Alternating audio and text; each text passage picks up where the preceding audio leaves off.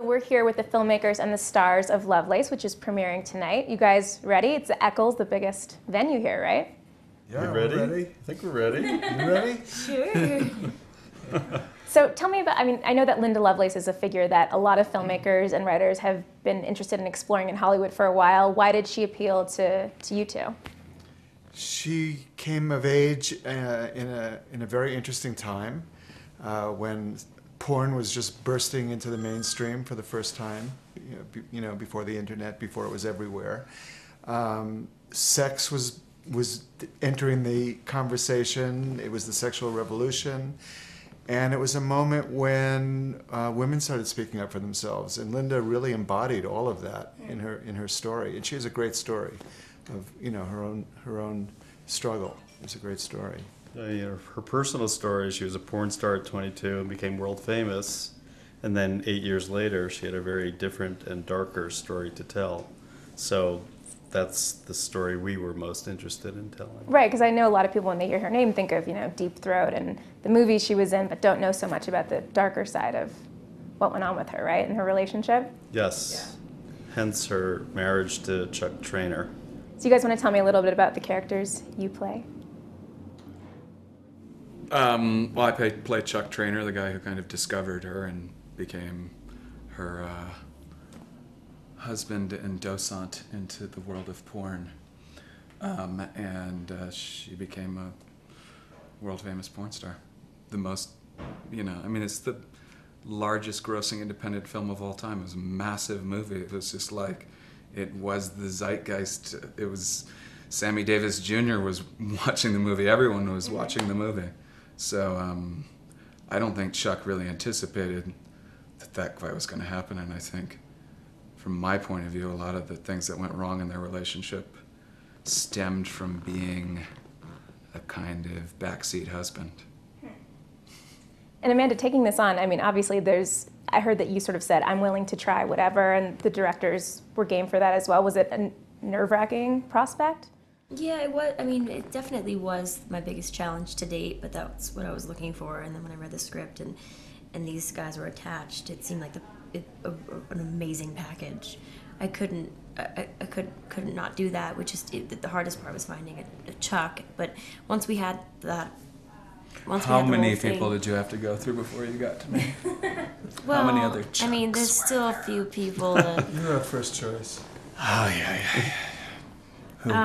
Who? But once Peter signed on, and that was a task. He was being tough, but I didn't want to do the movie, but mostly just why? because I had a 5-year-old girl and my wife was pregnant, and I just, was not drawn to that type of material or that type of person. I was wanting to do Pete's Dragon or something. It's a little different from that. But the wonderful thing about Peter's performance is that he brings so much humanity to this guy who behaves beastly, but you really understand why he's doing that. Peter really brings forth just the depth of what's going on for him. So in a way, you sympathize with his patheticness because of Peter's performance. I would hit some of those scenes, some of those violent scenes especially, and I would, because I would ignore the fact that they were coming. And then suddenly it would be the day when we were doing one, and I would go, we're going to shoot this now? This is what I do now? And so I would have to kind of force myself to jump into it. You can't sort of do a scene like that, and it was difficult because I did have a big part of me that was resisting, but maybe that resistance helped in terms of the characterization, Did you all become really familiar with Linda's work? Did you watch all of her movies? Did you try to emulate them at all? Oh God, we have a handful of scenes where I'm reenacting footage of her, and we watched it over and over again. It was playing on a loop in the makeup trailer, and these guys, you've been on this film for so long. You know her inside and out, and it was just, there's so much material. There's 2 books and a lot of interviews, and of course Deep Throat, which I had a lot of fun reenacting.